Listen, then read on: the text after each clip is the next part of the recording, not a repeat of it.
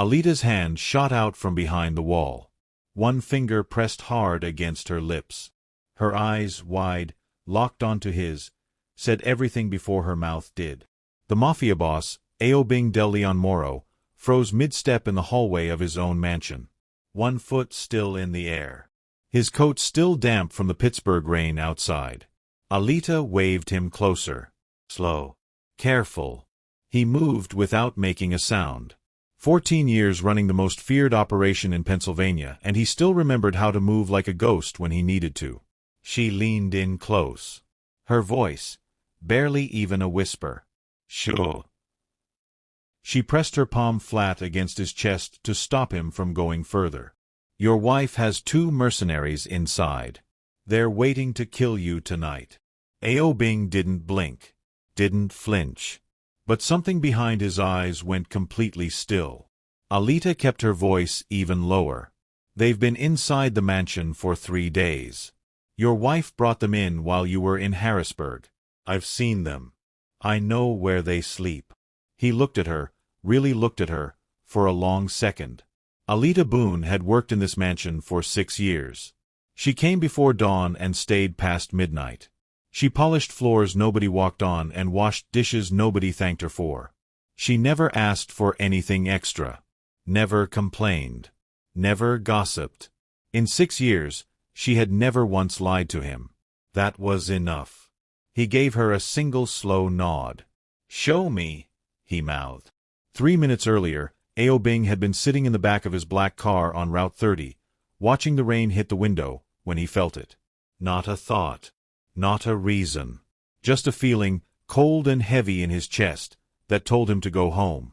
Now, his birthday celebration at the Allegheny Club had started 2 hours ago. His top captains were already there. His business partners. His associates from Philadelphia. 43 people waiting to toast Ao-Bing del Leon Moro turning 48. He had told his driver to turn around without explaining why. He was glad he did. Alita led him down the east corridor, the one the kitchen staff used, moving fast and quiet, her rubber-soled shoes making no noise on the marble. Ao-Bing followed, still in his coat, still holding his keys so they wouldn't jingle. She stopped at the end of the corridor and pointed toward the guest wing. The first one is in the green suite, she whispered. Big man. Scar above his left eye. He's been there since Wednesday. Ao-Bing stared at the closed door down the hall. The second one. The lower study. Your wife gave him a key last Tuesday morning. I saw her hand it to him through the garden window. He absorbed that. Quiet. How many of my men know? None. Alita shook her head. She kept it from everyone. Even Pryor. Pryor Weston. His head of security. 10 years loyal. Ao-Bing said nothing but filed that away immediately. If Pryor didn't know, either his wife was smarter than he ever gave her credit for, or Pryor was part of it too. And the staff. I sent Mina home early this morning.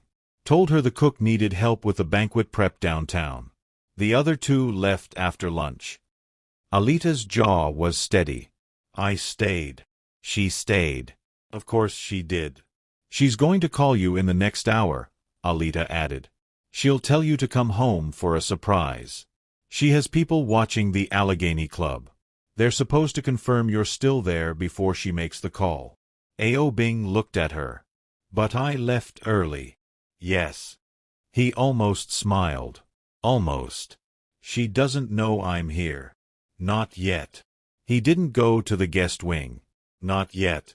He needed to see his wife first, needed to see her face, before he decided on a single thing. Ao-Bing found Rosalie Morrow in the main parlor on the 2nd floor, standing over a long table covered in birthday decorations. Gold ribbons. Crystal glasses. His name written in tall black letters on a banner across the far wall. Happy birthday, Ao-Bing. She looked up when she heard his footsteps. And she smiled. That smile. He'd married that smile 17 years ago in a small church in Lancaster. He knew every version of it. The real one, the one that came slow and started in her eyes first. And the performed one, the one that hit her mouth fast and stayed just a beat too long. This was the second kind. Baby. She crossed the room and grabbed both his hands. "What are you doing here? You weren't supposed to be home until midnight." Her voice was warm, delighted, perfectly surprised. Ao-Bing let her hold his hands. "Something felt off," he said simply. "I came to check on things." "Check on things." She laughed, melodic, easy. "Ao-Bing, I have been killing myself for 3 weeks planning this for you. You almost ruined the whole surprise coming back early." She squeezed his hands. "Go back to the club, please. I need 2 more hours." He looked at her face. Memorized it. 2 hours. 2 hours, she confirmed. "Then come home and let me celebrate you properly." He nodded slowly. "All right." He kissed her on the cheek, the way he always did, and told her he'd head back to the club. He walked back downstairs. He did not get in his car. Alita was waiting at the bottom of the servants' staircase. He looked at her and said, quiet and flat, "We move now." They started with the green suite guest wing. Ao-Bing had a master key, one that had been his for 20 years, and it opened the door without a sound. The room was empty, but not untouched. A duffel bag under the bed. Military-grade zip ties inside it. A folded sheet of paper with what looked like a floor plan of the mansion's main hall, every exit marked with an X. A second sheet with a timetable, specific times written down next to what looked like assigned positions. 11:45 p.m. Main entry. Confirmed. Ao-Bing photographed everything on his phone. Put everything back exactly as he found it. Left the room the way he found it. The lower study was locked from the inside, which told him someone was in there. He didn't try to open it. He moved on. He spent 40 minutes walking every part of the mansion he could reach, quietly, methodically, and what he found built a picture he didn't want to see clearly but couldn't ignore. A side door near the garden had its lock disabled from the inside, propped open with a folded napkin so it wouldn't click shut.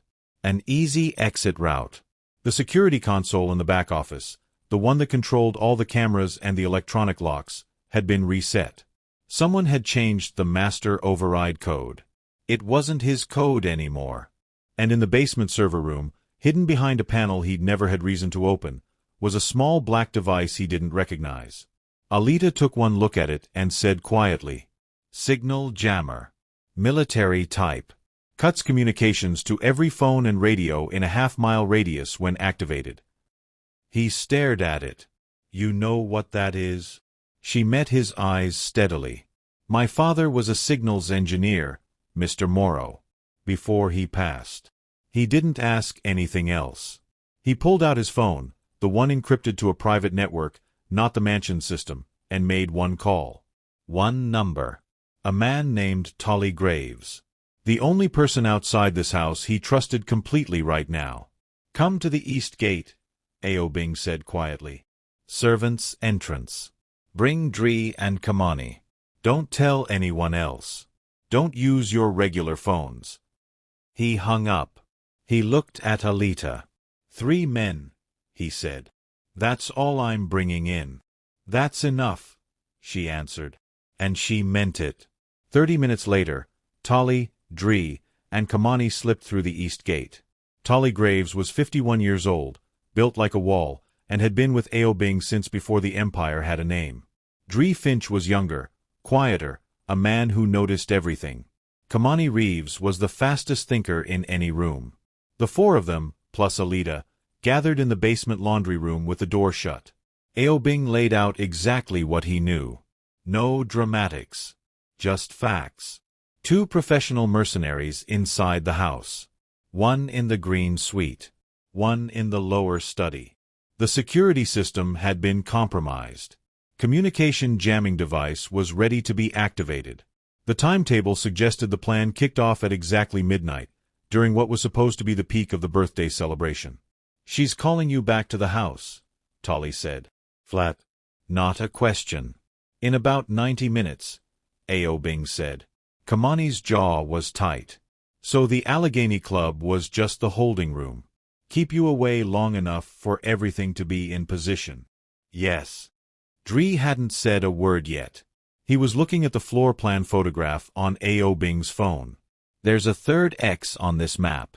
Here, he pointed. The main staircase landing. That's not one of the 2 guest rooms. Ao-Bing looked. Dree was right. 3 X marks. 2 mercenaries. The math didn't add up.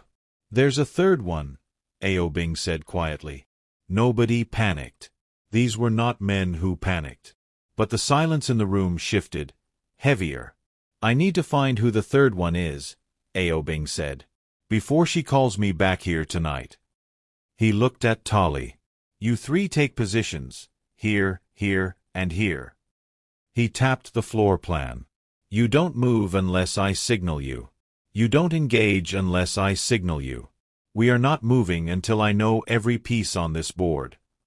They nodded. He looked at Alita last. You stay close to me, he said. You're the only one in this house who knows where everything is. She didn't hesitate. Yes, Mr. Morrow.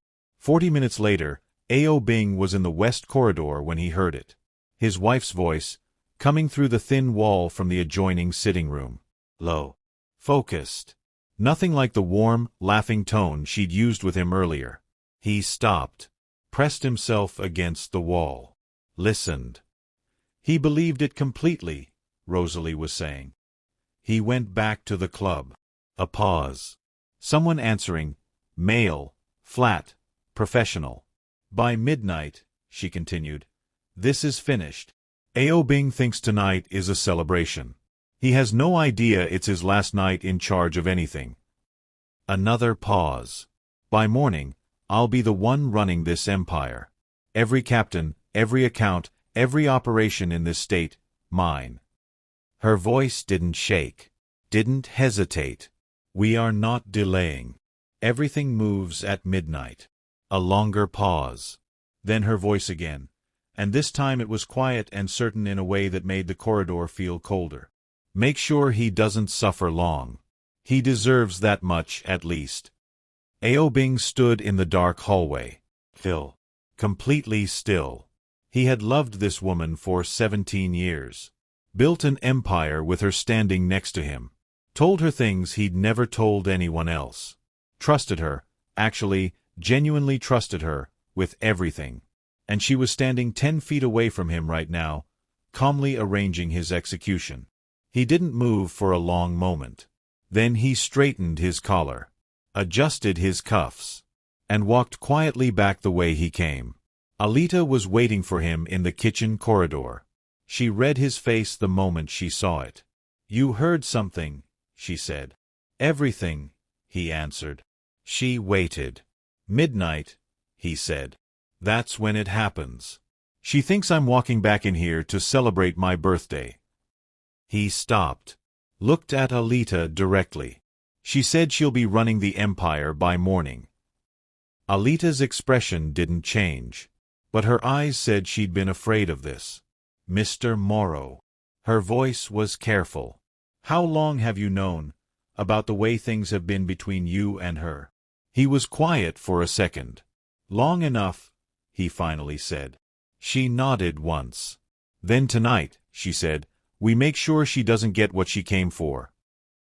He looked at this woman, this quiet, steady, invisible woman who had stayed when everyone else had been sent away, and something in his chest felt very heavy and very clear at the same time. Why did you warn me? He asked.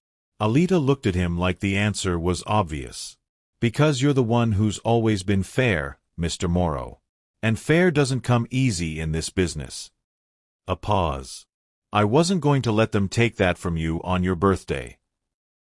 He had nothing to say to that. He looked toward the ceiling, toward where Rosalie was, still laughing softly at something the mercenary said, and he made his decision. Tonight, she would not win. Not in his house. Not on his birthday. If you made it this far, you already know this story is different. Drop a comment below telling me who you think is going to win tonight, Ao-Bing or Rosalie. And don't forget to subscribe if you're new here.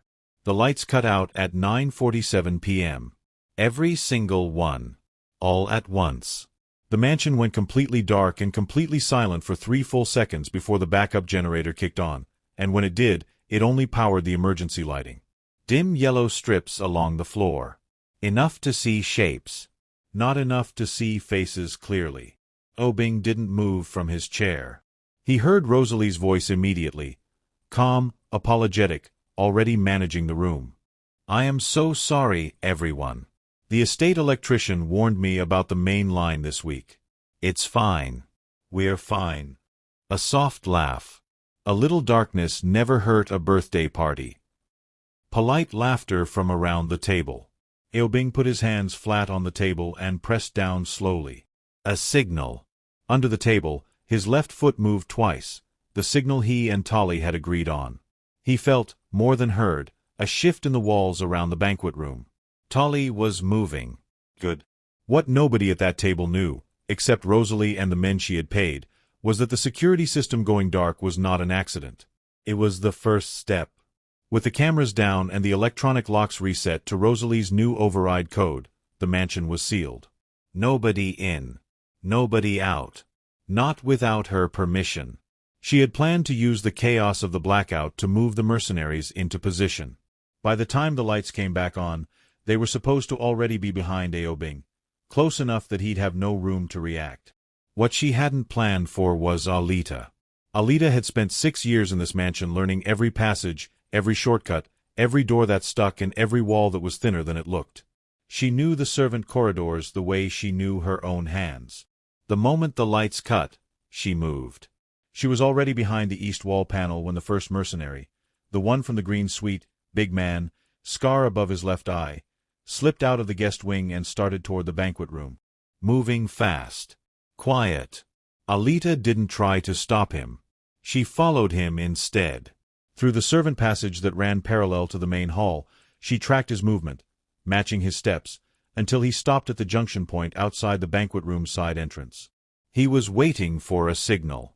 She pressed herself into the shadow of the passage and watched. 30 seconds passed. Then Rosalie's voice floated out from the banquet room, that same smooth, hosting voice, and the mercenary's posture changed. He started to move forward.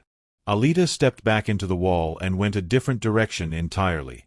She had something more important to find. The lower study had been the second mercenary's base. Ao-Bing had photographed everything in the green suite. But the lower study had been locked from inside, meaning whatever was in there was still unseen. Alita had a key Rosalie didn't know about. A spare that had been in the mansion since before Rosalie ever arrived, tucked inside the back of the linen cabinet on the east hall, forgotten by whoever had left it there years ago. Alita had found it in her first month. Said nothing. Filed it away. She used it now. The lower study opened quietly.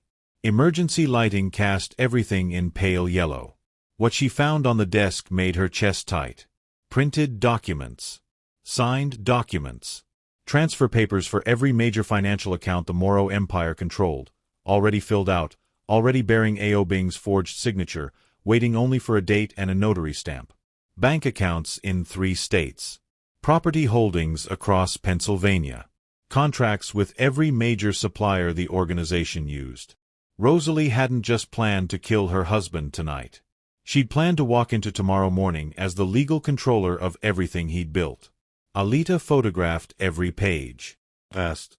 Methodical. Her hands didn't shake. At the bottom of the stack, one more document. This one was different. A list of names. 8 names. All captains. All men currently sitting at that banquet table. And next to each name, a small notation. Some had a check mark. Some had an X. The check marks were the ones who had agreed to switch sides. The X marks were the ones who had refused. Every name with an X was a man Rosalie intended to eliminate alongside her husband. Alita counted the X marks. 5 men.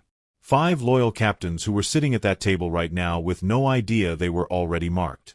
She folded the list and put it in her apron pocket. Then she locked the study behind her and moved. Back at the banquet table, Ao-Bing was still performing. He laughed at the right moments. Accepted the toasts graciously. Called Rosalie extraordinary in front of everyone. and watched her receive it with a smile that didn't quite reach her eyes. But he was working. Underneath the performance, his mind was running through the room like a calculation. Who was sitting too still? Who kept glancing toward the side entrance? Who hadn't touched their food? Who was watching him just a fraction too carefully? He identified 3 of them within the first course. Denton Prey, captain of the North Operations. Been with the organization 8 years. Tonight he kept his eyes on the side door, not the conversation. Kept his right hand off the table. Merrick Cho, South Territory. Newer. 4 years in. He was sweating. Slightly. Barely visible. But Ao-Bing noticed. And Fun Allard, the one that actually surprised him. Fun had been at his wedding. Had held his coat at the ceremony. 12 years loyal. Or 12 years he thought were loyal. Tonight Fun couldn't look him in the eye for more than 2 seconds. 3 of his captains. Bought. He kept smiling and accepted another glass of water from the serving staff. The side entrance opened quietly. Nobody at the table reacted. Not noticeably. But Ao-Bing felt the air in the room shift, the way it always shifted when something with weight walked into a space. He didn't turn his head. He watched Rosalie instead. She reached for her wine glass. Her pinky finger tapped the stem once, subtle, and then she set it back down. A signal. Confirmation that her piece had moved into position. Ao-Bing pressed his foot on the floor again. 2 slow taps. In the walls, Tolly moved. Rosalie stood up from her seat. Before we get to dessert, her voice filled the room easily, every inch the gracious host. I want to say something about my husband. The table quieted. She looked at Ao-Bing. That warm smile. Those steady eyes. 17 years, she said. 17 years of building something extraordinary together. Of sacrificing and grinding and making hard choices. Ao-Bing, you have given everything to this organization. A small pause, perfectly timed. And tonight, I just want to say, you deserve everything that's coming to you. Applause around the table. Ao-Bing raised his glass to her. Thank you, Rosalie, he said quietly. She held his gaze for a beat too long. He held it right back. Neither of them looked away first. Then the screaming started. Not from the banquet room. From the east corridor. A sharp sound, short, cut off fast. The kind of sound that made every head at the table snap toward the door. Ao-Bing was out of his chair before anyone else registered what they'd heard. Alita. He said it under his breath. He moved. In the east corridor, the first mercenary had Alita by the arm. Not violently, but firmly. Completely. His hand was locked around her wrist like a vice, and she was not getting free without help. He'd recognized her. That was what Alita had not planned for. The big mercenary, scar above his left eye, face like a closed fist, had looked at her in the dim yellow emergency light and gone completely still. You, he said. Low. Slow. Pittsburgh. 3 years ago. The Brennan job. Alita's jaw tightened. She said nothing. You were the housekeeper. You reported the location to the feds. His grip tightened. That job went sideways because of you. Still nothing from Alita. You're not a maid, he said. It wasn't a question anymore. She looked at him steadily. I'm the person who's going to make sure your information never reaches that woman in there, she said quietly. So I suggest you think carefully about your next move. He didn't think carefully. He pulled her toward the east staircase. And that's when Ao-Bing came around the corner. He took in the situation in under a second. Alita. Mercenary. Grip on her wrist. Moving. Let her go, he said. His voice was so flat and quiet that it made the mercenary actually pause. The 2 men looked at each other across the corridor. Mr. Morrow. The mercenary's tone shifted, not afraid, but recalibrating. This doesn't have to be complicated. You're right, Ao-Bing said. It doesn't. A beat. From behind the mercenary, Dree Finch stepped out of a side door, silent as a thought, and that was enough. The mercenary released Alita's wrist and stepped back, reading the room. He looked at Ao-Bing. "Your wife paid double the standard rate," he said, almost conversationally. "You'd be surprised how few people do that." Ao-Bing looked at him for a long moment. "How many in total?" he asked. The mercenary hesitated. "3. And the third one, where?" No answer. The mercenary's expression closed down. Ao-Bing nodded slowly. "Take him to the wine cellar," he told Dree. "He doesn't need to be comfortable. Just contained." Dree moved. The mercenary didn't fight it, which told Ao-Bing this wasn't over yet.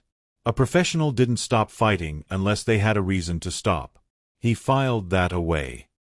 He turned to Alita, who was rubbing her wrist and already looking like she had 17 things to tell him. "What did you find?" he asked. She pulled the document out of her apron pocket, unfolded it. He looked at it. The financial transfers. The forged signatures. The list of names with marks next to them. He read through it slowly. 5 X marks. 5 men marked for elimination. He looked up. "Who are the check marks?" Alita pointed to 3 names. Denton Prey, Merrick Cho, Von Allard. The same 3 he'd already identified at the table. He almost said something. Almost. Instead he folded the paper, put it in his own jacket pocket, and straightened his collar. "I need to go back to that table," he said. Alita stared at him. "You need to go back?" "I need to sit at that table and let every man in that room believe I still don't know anything. I need them comfortable." His voice was even. "Can you trust me for another hour?" She studied him. "Can you trust me for another hour?" she countered. He almost smiled again. Almost. "Stay in the passages," he told her. "Find the 3rd mercenary if you can. Do not engage. Just locate. And if anything starts moving faster than planned." "I'll find you," she said. He turned and walked back toward the banquet room. He sat back down at the table. Rosalie looked at him immediately. "Everything all right?" "Absolutely," he said. "Thought I heard something." "Nothing there." She held his gaze for a moment, then smiled. "Good," she said warmly. "Because dessert is about to come out and I had them make the one you love." He smiled back at her, played the grateful husband, raised his glass when the next toast came. And under the table, his hand was completely still, completely steady, because Ao-Bing de Leon Moro had been in rooms where everyone wanted him dead before. He'd always been the last one standing. Tonight would be no different. If you're watching this and your jaw is already on the floor, same. Drop a comment right now. Did you see the document twist coming? Rosalie stood up from the banquet table at exactly 10:42 p.m. and cleared her throat. The room quieted. "I need to address something uncomfortable," she said. Her voice had changed. The warm hosting tone was gone. This was a different Rosalie. Focused, direct, cold in a way that filled the room immediately. "Something that has been happening in this house that I should have addressed weeks ago." Every captain at the table looked at her.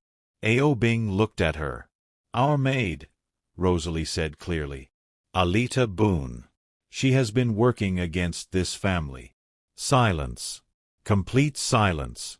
"I have evidence," Rosalie continued, "that Alita has been feeding information about our operations, our security layout, our guest schedules, our personal movements, to people outside this organization. 4 months." She paused.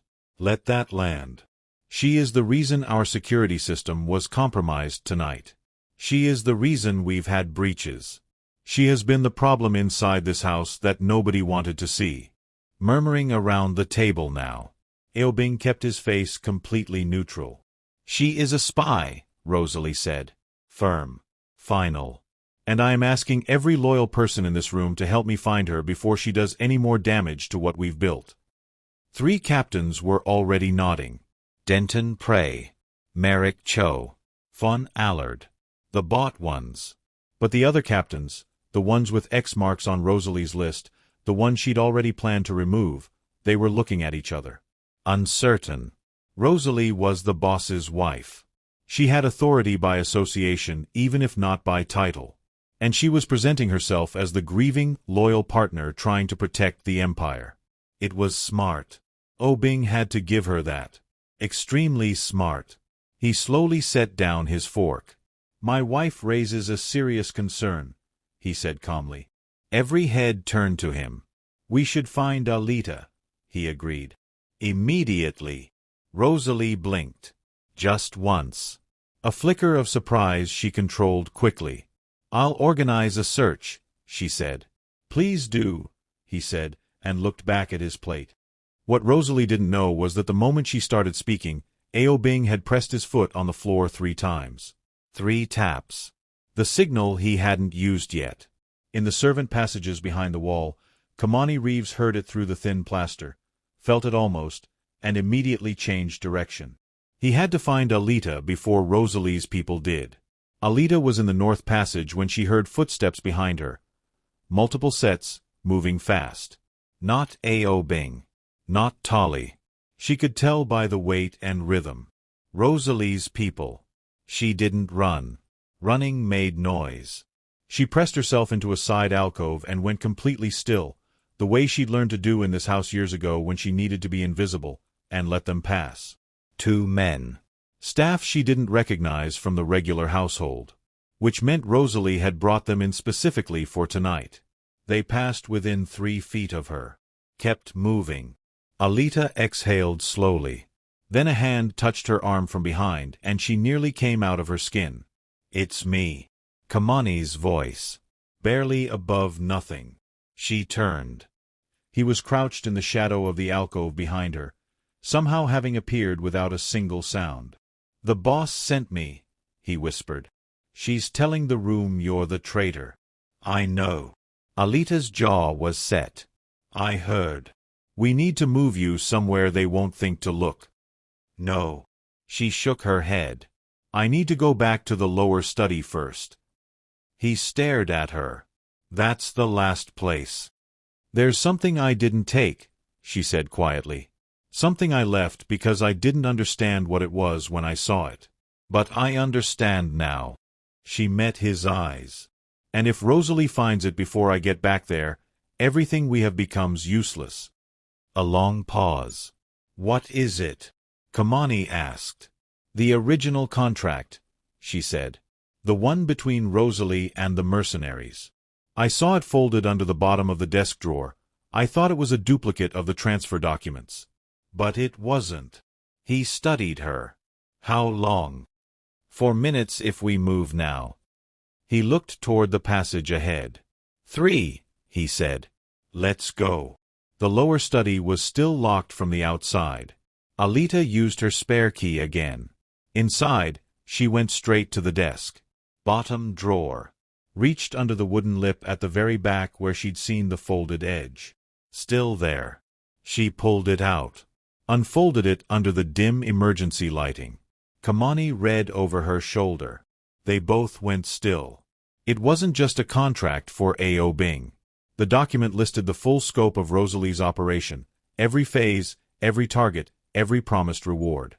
And at the bottom, in a separate section marked with a different date, 6 weeks earlier, was an addition. A supplemental clause. It named 5 captains by full name. The same 5 with X marks on the list Alita had already found. And next to their names, one instruction. Secondary elimination. To be carried out within 24 hours of primary target. No witnesses. Kamani read it twice. She was going to kill them too, he said. Quiet. Like he still couldn't fully absorb it. The ones who stayed loyal to Ao-Bing, Alita confirmed. She couldn't afford to leave anyone behind who might challenge her leadership. The ones she couldn't buy, she planned to bury. A beat. "All 5 of them are sitting at that table right now," Kamani said. "Yes," Alita said. "They are." She refolded the contract. Tucked it with the other documents in her apron. "We need to get to Ao-Bing," she said. The passage behind the east wall gets us close to the banquet room, Kamani said, already moving. But you need to know something first. He stopped, looked at her. Rosalie just told that room you're the spy. Some of those captains believed her. If you walk into that banquet, I know. Alita, I know. Her voice was steady. But those 5 men at that table are about to be killed tonight and they don't know it. And I'm the only one who can prove it. She moved toward the passage entrance. So let's go. Back in the banquet room, things were moving faster than Ao-Bing wanted. Rosalie had organized the room while he sat still. The 3 bot captains, Denton, Merrick, Fawn, had quietly shifted positions, and Ao-Bing noticed that the room now had a different geography than it had 20 minutes ago. The exits were being watched. Not obviously, but watched. The second mercenary, the one from the lower study, had appeared as well, standing just inside the far door, arms loose, watching Ao-Bing the way professionals watched primary targets. And the third one, the unknown one. Ao-Bing still hadn't placed the third. Rosalie came back to the table and sat beside him, not at the far end where she'd been all night, but right beside him, which she had never done once during the meal. They're looking for her, she said quietly. She won't get far. Good, he said. She put her hand over his on the table. He let her. Ao-Bing, she said softly, I know this isn't how you wanted to spend your birthday. It's fine, he said. I just want tonight to be about you. She squeezed his hand. About everything you've built. Everything you've earned. He turned and looked at her directly. It will be, he said. She smiled. He smiled back. 2 people sitting beside each other at a birthday table, each completely aware the other was lying, neither willing to show it. Then the room changed. The door at the far end of the banquet hall opened. Not the side entrance. The main door. The one that had been locked since the blackout. And Alita walked in. Not dragged. Not caught. She walked in on her own, upright, steady, with Kamani 1 step behind her. And in her hands, held up clearly so the room could see, was a document. Every head turned. Rosalie stood up from her chair. Hold her, she started. Sit down. Ao-Bing's voice cut across the room like a blade. Everyone went still. He had never raised his voice at a banquet table in his life. Not once. Every person in that room knew it, and the sound of it stopped everything cold. Rosalie sat down. Ao-Bing stood up slowly. He looked at Alita across the room. What do you have? He asked her. The original contract, she said clearly, loud enough for the whole table to hear. Between Rosalie Morrow and 3 hired professionals, 2 of whom have been living in this mansion for 3 days. She set the contract on the table in front of her. And a supplemental clause, added 6 weeks ago, that lists 5 of your captains for elimination within 24 hours of tonight's primary operation. Silence. Complete silence. Those 5 captains, Alita continued, are sitting at this table right now, and they have no idea their names are on a list. She looked at the room. Do you want me to read the names? She asked. Ao-Bing looked at Rosalie. Rosalie's face had gone very, very controlled. Not panicked. Not breaking down. Just controlled, the way a person looked when they were quickly calculating how to recover a situation that had just shifted against them. She forged that, Rosalie said. Clear. Come. She has been working against this family for months, and that document is fabricated. The signatures match the transfer papers, Alita said, which also have your handwriting on them, Mrs. Morrow. The financial accounts, the property holdings, the supplier contracts, all of it transferring to your name. Tonight. More silence. The 5 captains with X marks on the list were looking at each other, and then looking at Rosalie. And the expressions on their faces were changing fast, from confusion to something harder and much less forgiving. Denton Prey pushed his chair back from the table. Not to help Rosalie. Away from her. Merrick Cho looked at Fawn Allard. Some wordless communication between them.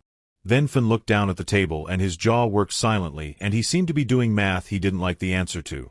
The second mercenary near the far door took one step forward. Ao-Bing looked at him. "Don't," he said simply. The mercenary stopped. From the side passage, as if they'd been waiting for exactly this moment, Tolly and Dree stepped into the room. Quiet. Positioned. The mercenary looked at the room and made a calculation. Then he stepped back. Rosalie stood up again. She looked at Ao-Bing. And this time the performance was completely gone. "You knew," she said. Not an accusation. Almost like she was confirming something she'd suspected. "Since before dinner," he said. She absorbed that. A long, slow breath. "Then you understand," she said, "that I'm not going to just sit here and let you use that document to destroy me." "Rosalie." "No." Her voice got harder. Not louder. Harder. "You want to talk about documents and signatures and contracts? Fine. Let's talk about 17 years of holding this organization together while you made every decision, took every credit, and left me standing behind you like furniture." Her eyes were completely clear. No tears. No theater. Just cold, built-up certainty. "I built as much of this empire as you did, Ao-Bing. And I have never once been allowed to own a single piece of it." The room was utterly still. "That still doesn't make what you planned tonight justified," Ao-Bing said. Quiet. "No," she agreed. "Maybe not." A pause. But it made it feel necessary. She looked at the room, at the captains, at Tolly, at Dree, at Alita, and she seemed to be running calculations of her own, seeing what was still possible. What could still be salvaged? Then she reached into the fold of her dress. And Ao-Bing's whole body went alert. What she pulled out wasn't a weapon. It was a small remote. She held it up so everyone could see it. "The signal jammer in the basement," she said evenly, "goes active the moment I press this. Every phone, every radio, every communication in a half-mile, dead. Which means your 3 men outside this room become useless." She looked at Ao-Bing. "And the third contractor I hired, the one you never found, moves." The room held its breath. "Where is he, Ao-Bing?" she asked quietly. "Can you tell me which face in this room you haven't figured out yet?" He looked at her steadily. "You really want to do this?" he asked. She met his eyes. "I've wanted to do this for 7 years," she said. She pressed the button. "Okay, if you are not watching this with your mouth open right now, check your pulse because what just happened? This story is not playing around. Comment below. Do you think Ao-Bing still has a move left?" The jammer activated. Every phone in the room died simultaneously. The faint hum of the backup communication system in the walls cut out. The emergency lighting flickered once, then steadied. And for 3 full seconds, nobody moved. Rosalie stood at the head of the table holding the remote, looking at Ao-Bing with the calmest expression he had ever seen on her face. No shaking. No second-guessing. Just a woman who had made her decision a long time ago and was finally standing fully inside it. The third mercenary. That was what Ao-Bing still needed. His eyes moved across the room, fast, quiet, checking every face. The bought captains. The loyal ones. The serving staff that Rosalie had placed around the room. Kamani near the east door. Tolly by the west wall. Dree positioned at the main entrance. Then he saw it. The server who had been refilling water glasses all night. Young. Quiet. Never made eye contact with anyone. Had positioned himself over the last 2 hours. Slowly, naturally, one refill at a time, until he was standing exactly 4 feet behind Ao-Bing's chair. Exactly where the X on the floor plan had been marked. Main staircase landing position. Translated into the banquet room layout, right behind the primary target seat. Ao-Bing didn't look directly at him. But he shifted his weight in his chair, just slightly, moving his center of gravity forward. "Rosalie," he said evenly. "Call him off." She tilted her head. "I don't know what you mean." The server behind me. Still calm. still not turning around. Tell him to step back. A flicker in her eyes. Just a flicker. You're imagining things, she said. I counted his refills, Ao-Bing said. 8 times in 2 hours. My glass has been full since 7 o'clock. A man only hovers that long over one spot for one reason. The room held completely still. Then Rosalie looked past Ao-Bing's shoulder, a small, almost imperceptible look, and something passed between her and the server. Ao-Bing felt the shift in the air behind him. He stood up from his chair and moved left, one clean step, in the same instant. The server lunged forward, hit the empty chair instead of Ao-Bing. The chair scraped hard across the marble floor and the room erupted. Tali moved from the west wall. Dree from the main entrance.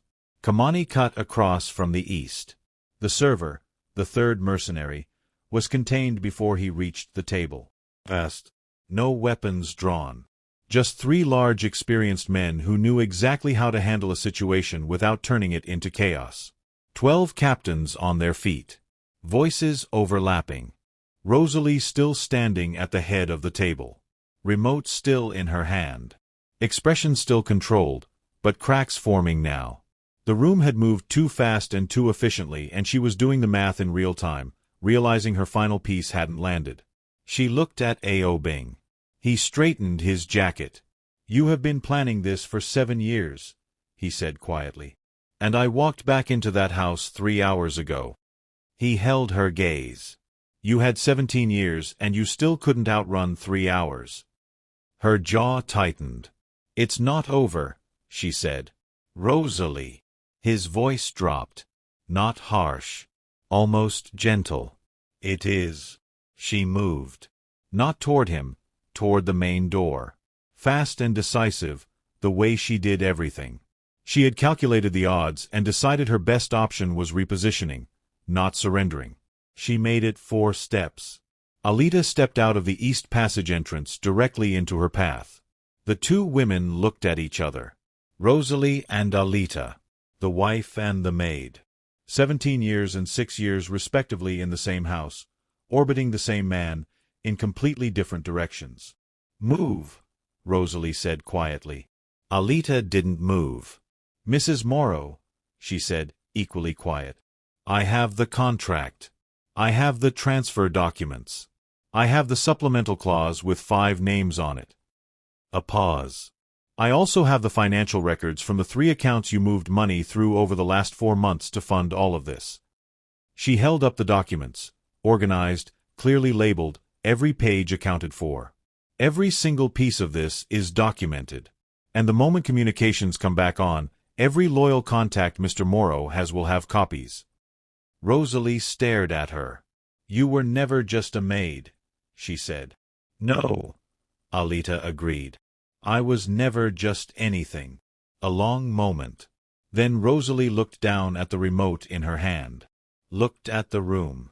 Looked at the 3 mercenaries now fully contained. Looked at the captains, including the 3 she had bought, who were reading the room and visibly recalculating their own positions. Denton Prey had sat back down. Merrick Cho was looking at the floor. Van Allard had his hands flat on the table and was staring at nothing. Bought men always did this when the purchase stopped being profitable. Ao-Bing had seen it before. They didn't have loyalty, they had investment. And when the investment collapsed, so did they. Rosalie set the remote on the table. The sound of it touching the wood was very small in the large room. She sat down. Ao-Bing stood at the head of the table. He looked at every face, one by one, slowly. The loyal captains. The bought ones. The contained mercenaries. His 3 men positioned at the exits. Alita standing near the East Passage. Kamani. Tali. Dree. He spoke to the whole room. Nobody leaves this house until communications are restored and every person in this room has been verified, he said. Quiet. Absolute. Anyone who has questions about why, look at the woman sitting at the end of this table and ask her to explain the supplemental clause she put on her contract 6 weeks ago. The 5 captains with X marks looked at Rosalie. Something cold moved through their expressions. Those 5 men, Ao-Bing continued, were scheduled to be eliminated within 24 hours of tonight. For no reason other than that they couldn't be bought. He paused. That is what their loyalty was worth to the person who planned this evening. Captain Rule Baines, 15 years loyal, X mark on the list, never said much and meant everything he said, looked at Rosalie across the table with an expression that had no warmth in it at all. 15 years, Rule said. Flat. Rosalie said nothing. 15 years, he repeated. And you had my name on a list. Still nothing from Rosalie. He nodded slowly. Looked at Ao-Bing. Nodded again. That was all. Denton Prey stood up. Everyone looked at him. He was one of the 3 bought captains. Had been sitting quietly since the room turned. Now he looked at Ao-Bing directly, and his face carried something that wasn't quite shame but was close. I want to say something, Denton said. Ao-Bing waited. She told me she'd give me the Northern Territory outright. Full control. No oversight. He said it plainly, like a man reading a list. She said the organization would expand under her leadership and the Northern operation would double in value within a year. He paused. She made it sound like a business decision. Was it? Ao-Bing asked. Denton's jaw worked. I told myself it was, he said finally. I told myself it was just strategy. Another pause. It wasn't strategy. It was a choice. And I made the wrong one. The room was very quiet. I know that doesn't fix it, Denton added. No, Ao-Bing agreed. It doesn't. Denton sat back down. Merrick Cho and Fun Allard said nothing. But neither of them tried to argue, either. Which told Ao-Bing what he needed to know about where they stood now that the room had shifted. Rosalie finally spoke. She didn't look at the captains. She looked at Ao-Bing. You want to know why, she said. I think I already know why, he said. Then let me say it anyway. Her voice was controlled, but something beneath it had weight, old weight, carried a long time. Because I deserve to say it even if nobody here wants to hear it. He gestured slightly. Go ahead. 17 years, she said. I was in every meeting you didn't want to attend. I handled every relationship you didn't have patience for. I smoothed every situation that would have turned into a war before you even knew it existed. She looked around the table. Every captain in this room has called me at some point. For help. For advice. For intervention. Because they knew I understood this organization as well as Ao-Bing did, sometimes better. Her eyes came back to him. And for 17 years, my name was not on a single document. Not one account. Not one territory. Not one title. A pause. I was the boss's wife. That was my entire identity in this empire. After 17 years. Nobody spoke. Was I wrong about what I deserved? She asked. Genuinely. Not performing. Or was I just wrong about what I did with it? Ao-Bing looked at her for a long time. Both, he said. The answer is both, Rosalie. She absorbed that. Nodded once. Something in her shoulders, the set of them, the tension she'd been carrying all night, released slightly. Like a person who had been waiting a long time to be answered honestly and had finally gotten it, even if the answer wasn't what they'd hoped for. I know, she said quietly. It took 40 minutes for the communications to come back online. Tolly found the jammer in the basement. The activation had been remote, but the device still needed to be manually deactivated, and Dree walked him through it step by step. When the phones came back, Ao-Bing made 3 calls. The first was to his legal team. Every document Alita had collected was to be secured, copied, and filed with the organization's legal records before morning. The second was to the 2 outside associates who handled internal organizational matters. A formal process was beginning. Certain individuals were being removed from their positions, effective immediately. The third call was brief. 2 sentences. To a contact whose name he didn't say out loud in the room. Then he put his phone in his pocket. He stood in front of Rosalie. The room was quieter now. The mercenaries had been moved. The bot captains were being held separately. The loyal ones remained at the table. Not eating, not talking, just present. "You planned this for 7 years," he said. 6.5, she corrected. "Precise even now. And you never once came to me," he said. "Never once said any of what you just said at this table."